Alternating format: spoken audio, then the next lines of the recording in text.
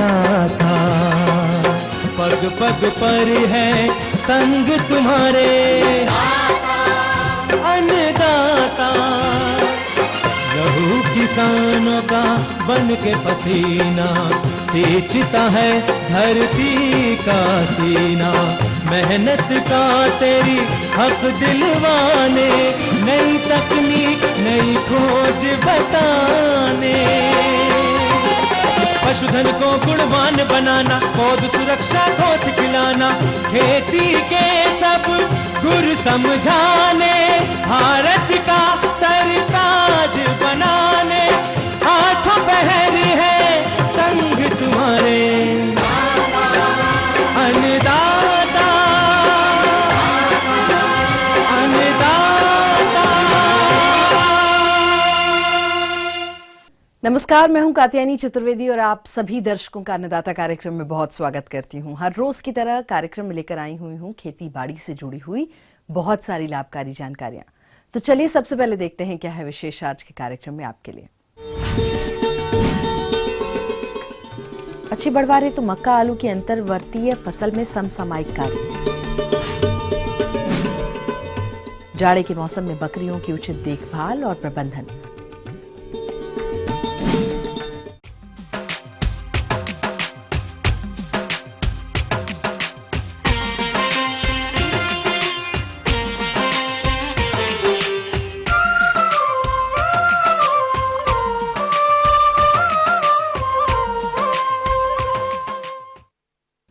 प्रदेश के जिन किसान भाइयों ने मक्का और आलू की फसलें एक साथ लगा रखी हैं, उनकी दोनों ही फसलें इस समय बढ़वार की अवस्था पर है और इन फसलों से अच्छा उत्पादन प्राप्त करने के लिए कौन कौन से जरूरी कार्यों को करना है, इस पर सुझाव दे रहे हैं त्रिहुत कृषि महाविद्यालय ढोली मुजफ्फरपुर के कृषि वैज्ञानिक डॉक्टर LM यादव। आलू और मक्का का अंतर्वर्ती जो फसल है ये बहुत ही प्रचलित है हमारे उत्तर बिहार में। कृषि के जोखिम को कम करने एवं प्रति इकाई क्षेत्र से अधिक उत्पादन लेने के लिए प्रदेश के बहुत से किसान मक्का के साथ आलू की अंतर्वर्तीय फसल लगाते हैं। तो इसके क्या फायदे हैं, आइए जानते हैं। इसके फायदे ये हैं कि इसमें जो पैदावार होती है आलू की, उसमें कोई घटोतरी नहीं होती है। साथ साथ मक्का का पैदावार बल्कि जो मुख्य फसल हमारी खरीफ होती है उससे ज़्यादा होती है। बाकी जो खाद आप डालते हैं, उर्वरक डालते हैं, अंतरक्रिया करते हैं, लेबर का जो खर्चा आता है, ये सारा कॉमन हो जाता है। तो अगर उस खर्चे को हम बांट दें तो दो हिस्से में हो जाएगा, तो हमारा जो प्योर फसल हम उगाते हैं उसके उत्पादन का लगभग आधा खर्चा हो जाता है उत्पादन में। ये फायदा है इसका। मक्का और आलू की अंतर्वर्तीय फसल से अच्छा उत्पादन लेने के लिए इसका पोषक तत्व प्रबंधन करना जरूरी होता है, क्योंकि फसल में यदि पोषक तत्वों की आपूर्ति समय पर नहीं करेंगे तो पौधों की बढ़वार कम होती है। अब चूंकि फसल जब लगाए होंगे आलू की किसान भाई, तो जो हम लोग अनुशंसा करते हैं कि उनको लगभग 250 कुंटल जो है वो FYM देना चाहिए, जो फसल लगाने के पहले खेत में डाला जाता है। इसके बाद 120 से 150 kg नाइट्रोजन मिट्टी परीक्षण कराने के आधार पर देना चाहिए। 90 kg फास्फोरस और पोटास हम देते हैं आलू की खेती के लिए 100 kg। तो ये हम मान के चलते हैं कि किसान भाई इतना पोषक तत्व डाले होंगे। फर्क ये पड़ता है कि अब इस समय फसल करीब करीब 2 महीने की होने जा रही होगी, तो उसमें जो आलू के लिए हम उपरिवेशन करते हैं, जो नाइट्रोजन की शेष बची हुई आधी मात्रा होती है, लगभग कह सकते हैं कि 60 से 75 kg होती है। उसको हम 2 बार में करते हैं। एक फसल बोने के करीब 1.5 महीना बाद, दूसरा 2 से 2.5 महीने के आसपास में कर देते हैं। तो उसी से हमारे मक्का की ज़रूरत भी पूरी हो जाती है। और लास्ट में जब हम फरवरी में फसल को निकाल लेते हैं आलू का, तापमान बढ़ना शुरू करता है, तब उस समय हम लोग क्या करते हैं कि 120 kg नाइट्रोजन है पूरा का पूरा, उसको हम 2 से 3 बार स्प्लिट कर सकते हैं। तो उसी समय हमको करीब करीब 30 kg नाइट्रोजन जो है वो परिवेशन के तौर पर दे देना है। और 1-1.5 महीने फसल जब हो जाएगी, पुनः इसकी कैनोपी तनी हो जाती है, इसमें खरपतवार की कोई समस्या उस स्तर पर नहीं रह जाती है। किसान भाइयों, फसल पोषक तत्वों की समुचित प्रयोग कर सके, इसके लिए जरूरी है खेतों में नमी की मात्रा पर्याप्त हो और इसके लिए मिट्टी की नमी को देखते हुए सिंचाई करना चाहिए। आमतौर पर इस मौसम में फसल में 9 से 10 दिन के अंतराल पर सिंचाई करना लाभकारी होता है।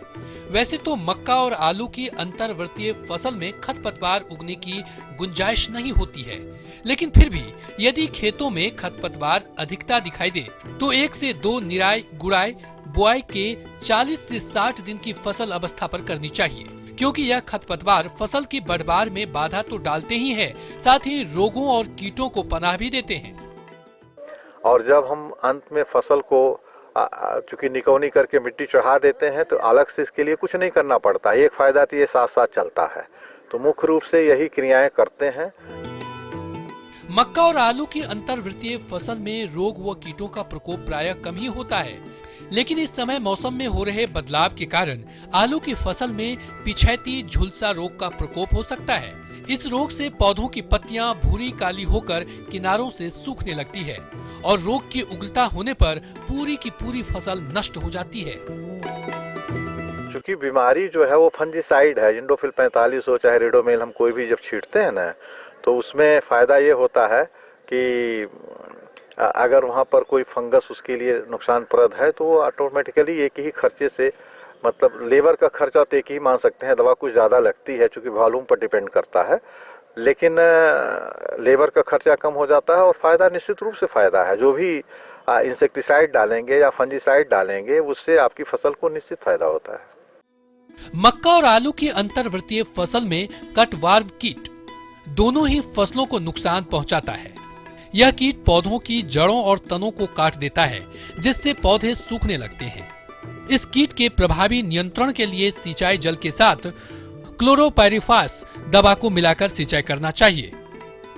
इसके लिए सिंचाई की क्यारियों जहां से जल बहकर खेतों में जाता है उस पर एक ड्रम में दवा भरकर रखना चाहिए और ड्रम में नीचे एक छेद कर देना चाहिए, जिससे बूंद बूंद कर दवा सिंचाई जल में मिलती रहती है और जब यह जल कीट के संपर्क में आता है तो कीट मर जाता है। इस प्रकार किसान भाइयों, यदि आप बताए विधियों द्वारा मक्का और आलू की अंतर्वृत्तीय फसल का प्रबंधन करते हैं तो आप इन दोनों ही फसलों से अच्छा उत्पादन प्राप्त कर सकते हैं। जी हाँ, तो ये थी कुछ उपयोगी जानकारियां। अब एक छोटे से ब्रेक के लिए यहाँ रुकेंगे, जल्द लौटेंगे। कार्यक्रम में आगे भी महत्वपूर्ण जानकारियां हैं, सो बने रहिए हमारे साथ। जाड़े के मौसम में बकरियों की उचित देखभाल और प्रबंधन।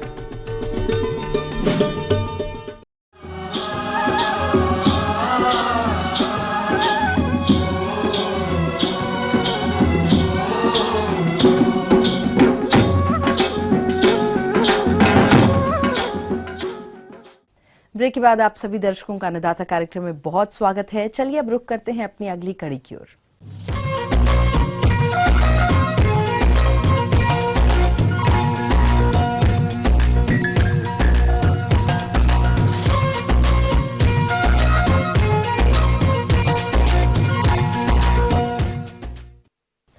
बकरी पालन कम लागत में लाभकारी व्यवसाय होने के कारण इसे छोटे किसान अधिक अपनाते हैं, परंतु इस व्यवसाय से अच्छी आय आपको तभी मिल सकती है जब आप बकरियों की उचित देखरेख करें।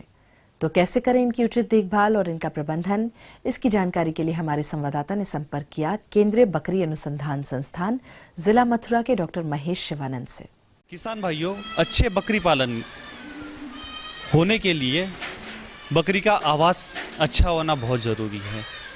जैसे कि आप यहाँ देख रहे हैं, हम जहाँ खड़े हैं ये 20 बाई 60 का शेड है। इस शेड में ये शेड जो बनाया गया है ये बच्चों को दूध पिलाने के लिए बनाया गया है। इसमें अलग अलग प्रकार के शेड्स है जिनमें कि बकरियों को रखा जाता है और हर शाम में उसी के बच्चों को दूध पिलाने के लिए ये उपयोगी है। जहाँ पे ज़्यादा ठंड होती है वहाँ पे आपको एक और ज़्यादा केयर लेने की आवश्यकता है। ये जो तिरपाल हमने आप देख रहे हैं ये तिरपाल हम बिछा देते हैं सर्दियों के टाइम में। बकरियों का बचाव हम इस तिरपाल से करते हैं और इसको आप 24 घंटा टांग के मत रखिएगा। सुबह में जब धूप आती है उसको आप ऊपर कीजिए और शाम में जब ठंड बढ़ जाती है तब आप इसको नीचे कीजिएगा। बकरी पालन व्यवसाय को किस तरह से अच्छा बनाया जाए, इसमें आहार का बहुत ही ज़्यादा योगदान होता है। हम बकरियों को 3 प्रकार का चारा खिलाते हैं। उसमें पहले तो भूसा आता है, उसमें अरहर का भूसा, जौ का भूसा, ये 2 भूसा आते हैं। फिर आपको ग्रीन फॉडर, हरा चारा भी खिलाना होता है बकरियों को। और तीसरी बात है कि उसमें कॉन्सेंट्रेट भी बहुत ज़्यादा ज़रूरी है। कॉन्सेंट्रेट में आपको दाना खिलाना होता है आधा किलो एक बकरी को, बकरी के वज़न के हिसाब और बकरी के जो उसकी स्टेज होती है उसके हिसाब से आपको दाना बढ़ाना भी होता है। जैसे कि जो बकरी गाभन है उसमें थोड़ा सा दाना भर के आपको खिलाना पड़ेगा सर्दी से पहले, और गाभन होने के बाद, बच्चा देने के बाद में आपको दाने की मात्रा बढ़ानी पड़ती है। और सारी बकरियों को आप दाना नॉर्मल ही दिया कीजिए। जो दुधारू बकरी है उसमें भी दाने की मात्रा थोड़ी सी ज़्यादा करने की आवश्यकता होती है। बच्चे और जो दूसरे जानवर है नॉर्मल, उनको आप दाना 300 से 500 ग्राम तक दे सकते हैं। भूसा उनको जब वो खेत से चर के आते हैं शाम में थोड़ा भूसा डालते हैं, और कॉन्सेंट्रेट भी शाम में ही डालते हैं। जो हम बकरियों को पानी पिलाते हैं वो कहाँ का पानी पिला रहे हैं वो सबसे बहुत जरूरी है, क्योंकि आमतौर पे देखा जाता है कि किसान भाई हमारे कहीं पे भी पानी पिलाते हैं जहाँ पे पानी रुका हुआ है, गंदा पानी है, और ये गंदा पानी पीने से बकरी बीमार होने की संभावना सबसे ज़्यादा होती है। इसीलिए हम ये सुझाव देते हैं कि आप एक टैंक बनाइए पानी का, और उसकी पुताई जो है आप हर महीने 2 महीने में चूने से करवाने से बकरियों को कैल्शियम की कमी भी नहीं होगी और वो दूषित भी नहीं होगा पानी, और बकरियां स्वस्थ रहने में इससे मदद होती है। इन सभी बातों का अगर आप ध्यान रखेंगे तो किसान बकरी पालन से बहुत अच्छी इनकम, आय प्राप्त कर सकता है।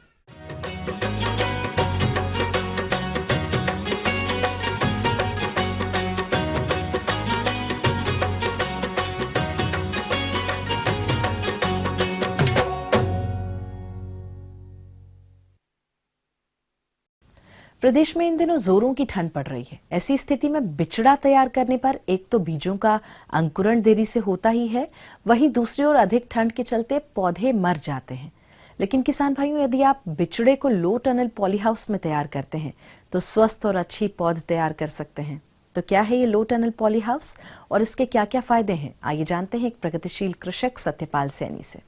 ऑफ सीजन यानी कि बेमौसमी पौध बैंगन की या मिर्च की कैसे हम तैयार कर सकते हैं। सबसे पहले देखिए हम क्या करते हैं इसमें कि जो वैरायटी हमें लगानी होती है उसका जो है कहीं से अच्छी विश्वसनीय जगह से आप बीज लेकर आएँ। जैसे कि हमारा 10 फीट लंबा और 3 फुट चौड़ा अगर बेड है तो उस पर लगभग 2 पैकेट यानी 20 ग्राम हाइब्रिड जो अगर आप बैंगन बो रहे हैं तो पर्याप्त रहती है। मैं ट्राइकोडर्मा से अपने इसको बीज को शोधन करता हूँ। इसके बाद बीज लाने के बाद हम सबसे पहले अपने खेत में बेड बनाते हैं। बेड की जो है लंबाई 10 फीट रखते हैं, चौड़ाई 1 मीटर रखते हैं और इसकी ऊंचाई जो है 15 सेंटीमीटर रखते हैं। किसान भाइयों, जैसा कि हम अगर 1 हेक्टर खेत के लिए नर्सरी तैयार करनी है तो उसके लिए हम बताते हैं आपको कि लगभग 3 बेडों की आवश्यकता जो है 1 हेक्टर के लिए पर्याप्त रहती है। इसके बाद नर्सरी का शोधन करते हैं। नर्सरी के शोधन के लिए आप जो है ट्राइकोडर्मा वर्मी कंपोस्ट में जो है ट्राइकोडर्मा मिला करके जो है नर्सरी को तैयार करना चाहिए। खाद उर्वरक की बात हम करते हैं तो इसमें जिस टाइम हम नर्सरी तैयार करने से पूर्व हम बेड बनाते हैं तो इसमें प्रति बेड के दर से जो है 1 किलो हम इसमें NPK डाल करके जो है इसको जो है अच्छी तरह मिला देते हैं। इसके बाद हम फिर बेड तैयार करने के बाद लाइनों से जो है इसकी बिजाई करते हैं। ध्यान रहे कि 8-10 सेंटीमीटर जो है लाइन से लाइन की दूरी रहे और पेड़ से पेड़ की दूरी जो है 3-4 सेंटीमीटर जो है रखते हैं। और इसके बाद इसमें लाइनों में बिजाई करके इस पर जो है शोधन किया गया जो है केंचुए की खाद या अपना कंपोस्ट खाद जो है शोधित करने के बाद ही इसको जो है हम डालते हैं। और बिजाई करने के बाद इसको जो है सबसे पहले इसकी सिंचाई करते हैं। सिंचाई करने के बाद इसको पॉलीथीन से कोटेड करते हैं। 10 फीट जो हमारा लंबाई का बेड है इस पर 10 हमारा जो तार हैं इसके 10 तार एक इस पर लगेंगे और ये घुमावदार तार होते हैं जिनके ऊपर जो है ये जाली और पॉलीथीन सेट किया जाता है। पॉलीथीन जो है इसमें अपनी सफ़ेद रंग की पॉलीथीन होनी चाहिए। महंगे वाली पॉलीथीन लेते हैं तो इसमें जो है आप 2-3 साल तक हमारी एक ही पॉलीथीन जो है काम कर देती है। जब इसकी जो है जमा हो जाए तो ये ध्यान रखना है कि जब भी इसमें खरपतवार निकल आए तो हल्की जो है खुरपी के सहारे या हाथ के सहारे से जो है इसको खरपतवार को जो है उखाड़ करके इसका नियंत्रण करना चाहिए। और लगातार इस पर इस बात का निगरानी रखने की जरूरत है कि किसी प्रकार का कोई इसमें कोई फफूंदजनित रोग न आ पाए। लेकिन अगर मौसम का अधिक उतार चढ़ाव होने के कारण फिर भी कोई अगर ऐसी समस्या आ जाती है तो किसान भाइयों आप स्प्रे कर सकते हैं। उसमें आप जैसे कि कॉपर ऑक्सीक्लोराइड या डाइथेन M45 का स्प्रे। टनल के अगर फायदे की बात करते हैं तो किसान भाइयों इसमें सबसे पहले यही है कि एक तो हमारा जो साधारण तौर पे हम खुले में पौध तैयार नहीं कर सकते, एक तो इसमें जो है पॉलीथीन लगे होने के कारण इसमें टेम्परेचर हाई हो जाता है और इसमें जो है बेमौसम पौध तैयार हो जाती है। दूसरे पॉलीथीन से जो हमारा पाले की बात है, जो इससे पाले से बचाव भी इसी से होता है। उससे दूसरा फायदा यह है कि जितने भी कीट पतंगे जो इधर उधर से उड़ करके इसमें मोजक वगैरह के जो वायरस को फैलाते हैं उसका प्रकोप बिल्कुल नहीं होता। मेरा आधा एकड़ का क्षेत्र है, इसमें 150 बेड हमारे पास है, इसमें 30 बेड हमारे पास फिलहाल मिर्च की हैं और 120 बेड बैंगन के हैं। तो इसमें लगभग 60 हेक्टेयर की पौध किसान भाइयों के लिए जो है तैयार हो जाएगी। खर्चे की अगर हम बात करें, कुल मिलाकर के टोटल लेबर का, रस्सी का, तार का, जितना भी टोटल कॉस्ट है इसमें 70,000 रुपये का इस पे कॉस्ट हमारी जो है पहले साल की कॉस्ट है। पॉलीथीन है हमारी 5,000 रुपये की, ये पॉलीथीन का इस पे 150 बेड पे जो है खर्चा है और 15,000 रुपये की हमारी जो तार है, 10,000 रुपये का इस पे जालियाँ हैं और 2,000 रुपये की रस्सी। अगर धुंध अधिक है तो आप 2 महीने में और अन्यथा मौसम साफ सुथरा है 45 दिन के बाद आपको एक बहुत अच्छी जो है नर्सरी आपको तैयार मिलेगी। ये बेमौसम की पौध अगर आपको तैयार करनी है तो पॉलीथीन से ढकना अति आवश्यक है, अन्यथा खुले में आप किसी भी प्रकार से पौध तैयार नहीं कर सकते। आगे और भी कुछ रोचक जानकारियां हैं, लेकिन यहाँ एक छोटे से ब्रेक के लिए रुकेंगे, जल्द होंगे हाजिर। कृषि मौसम पूर्वानुमान रिपोर्ट के आधार पर किसानों को सलाह।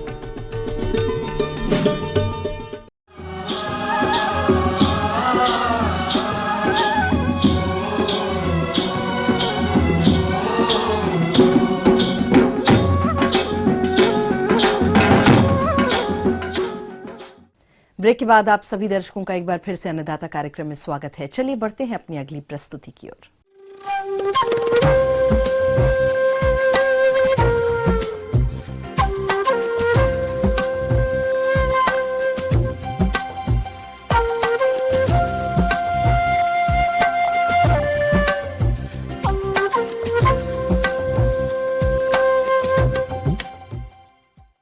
तो किसान भाइयों, मौसम के अनुसार प्रबंधनों पर टिकी होती है आपकी खेती बाड़ी और इसीलिए मौसम पूर्वानुमान और उस पर आधारित साप्ताहिक कृषि सलाह इस प्रकार है।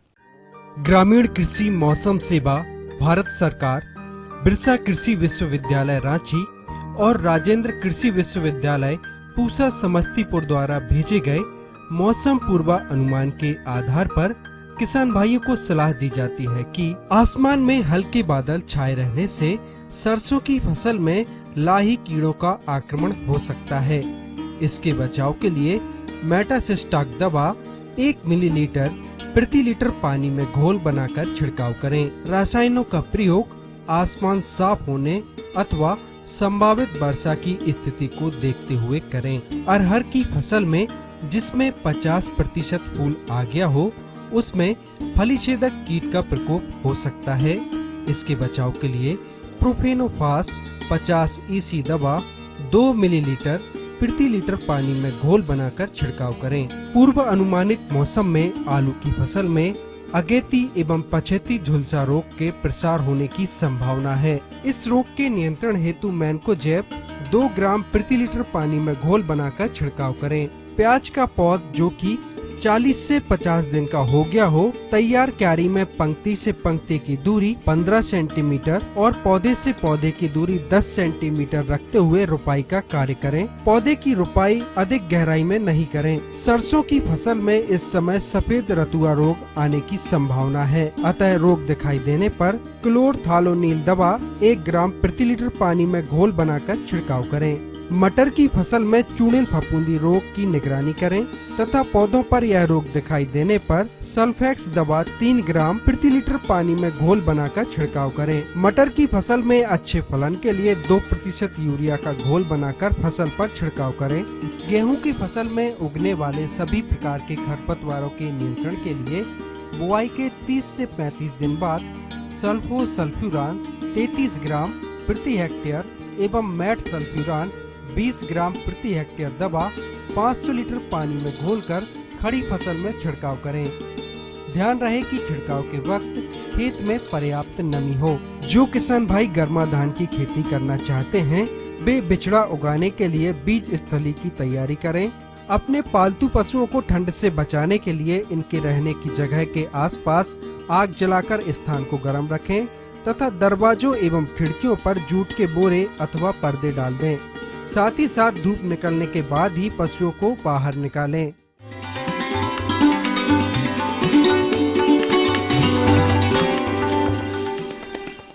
अन्नदाता हेल्पलाइन निशुल्क फोन संपर्क सेवा के माध्यम से आपके द्वारा पूछी गई समस्याओं में से एक या दो महत्वपूर्ण समस्याओं को हम अपने कार्यक्रम में जरूर शामिल करते हैं और इसी के तहत आज की चयनित समस्या और उसका जवाब इस प्रकार है। अन्नदाता निशुल्क फोन संपर्क सेवा के माध्यम से पूछे गए प्रश्नों में से आज हमने जिस प्रश्न को कार्यक्रम में शामिल किया है उसे पूछा है जिला गुमला के कृषक प्रवीण कुमार ने। यह भैंस की मुर्रा नस्ल के बारे में समस्त जानकारी चाहते हैं। तो प्रवीण कुमार जी, आपकी जानकारी हेतु प्रस्तुत है कार्यक्रम का यह अंश। अधिक से अधिक दुग्ध उत्पादन प्राप्त करने के लिए हमारे देश में उन्नत महिषवंशीय पशुओं की जो नस्लें हैं उनके बारे में जानकारी देने के लिए उपस्थित हूँ। भैंसों की जो प्रमुख नस्लें हैं उनमें जो प्रमुख नस्ल है वह है मुर्रा नस्ल। यह मुर्रा नस्ल की जो भैंस है यह हरियाणा राज्य के रोहतक, जिंद, हिसार आदि जिलों में पाई जाती है। वहाँ से हमारे पशुपालक भाई इस भैंस को ला करके इन मुर्रा भैंसों का लालन पालन अच्छी तरह से कर रहे हैं। इस मुर्रा भैंस की जो विशेषता होती है वह यह होती है, यह काले रंग की होती है। इसके जो सींग होते हैं घुमावदार होते हैं और अंदर की ओर मुड़े हुए होते हैं। इनकी शारीरिक जो वजन होता है वो 400 से 500 किलोग्राम के बीच में होता है। आयन पूर्णतः विकसित होते हैं, चारों थन समान होते हैं और इनका जो दुग्ध उत्पादन है वह 5 लीटर से 7.5 लीटर प्रतिदिन के हिसाब से आंका गया है। और यह भैंस की जो नस्ल है भारतवर्ष की सर्वोत्तम नस्ल मानी जाती है और इसे भारत का गौरव भी कहा जाता है। भैंस के नस्लों के मामलों में यही स्रोत हैं जिनसे हमारे पशुपालक भाई उन्नत नस्लों को प्राप्त कर सकते हैं। और चलिए अब देखते हैं कल दिखाए जाने वाले कार्यक्रम की मुख्य झलकियां। अधिक उपज प्राप्त करने हेतु अदरक की फसल में किए जाने वाले जरूरी कार्य। मछली पालन से अधिक लाभ लेने के लिए कैसे करें मछलियों में होने वाले रोगों की रोकथाम। तो हम ये उम्मीद करते हैं कि आज का कार्यक्रम आप सभी दर्शकों के लिए बेहद उपयोगी रहा होगा। किसान भाई और अन्नदाता आपकी सेवा के लिए संकल्परत है और कृषि संबंधित समस्या एवं सुझावों के लिए आप हमें इस पते पर संपर्क भी कर सकते हैं। प्रोड्यूसर अन्नदाता ETV Bihar Jharkhand, Ramoji film city Hyderabad 501512। साथ ही आप हमें ईमेल भी कर सकते हैं। हमारा ईमेल एड्रेस है annadatabihar@etv.co.in। और इसके अतिरिक्त आप हमें निःशुल्क हेल्पलाइन नंबर 180010845999 पर सोमवार से शनिवार के बीच में सुबह 10 बजे से शाम 4 बजे के बीच कभी भी संपर्क कर सकते हैं। तो फिलहाल अन्नदाता की पूरी टीम को दीजिए इजाजत। कल फिर इसी समय आपसे होगी मुलाकात कृषि संबंधित कुछ और रोचक महत्वपूर्ण जानकारियों के साथ। तब तक के लिए नमस्कार।